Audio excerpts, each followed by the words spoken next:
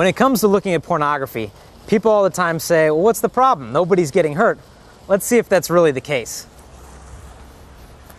When it comes to the harm of pornography, I could focus on any number of people. I could focus on the man whose concept of womanhood gets warped by looking at these impossibly perfect fantasies. I could focus on his future wife or his current wife who struggles with feelings of insecurity measuring up to these impossibly perfect models. I could focus on the dad of the woman in the pornography and how he feels torn apart by how his daughter is slowly destroying herself. I could focus on the kids out there who become victims of sexual abuse because of the adults who are addicted to this stuff. But I don't want to focus on any of them. I want to focus only on the woman in the pornography because she's the focus of all the attention, yet I think that she's completely ignored.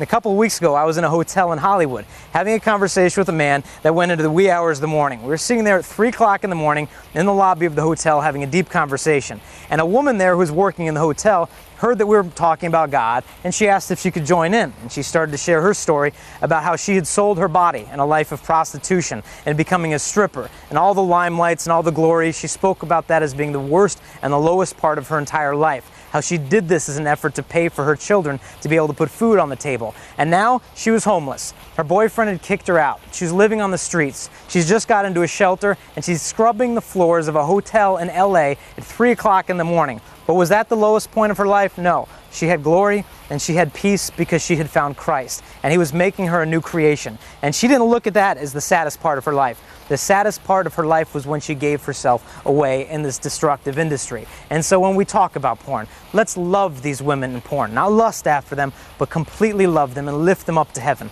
For Pope John Paul the Great has told us that God has assigned to every man the dignity of every woman. So let's pray for these girls and lift them up. God bless you, and may you stay strong and pure.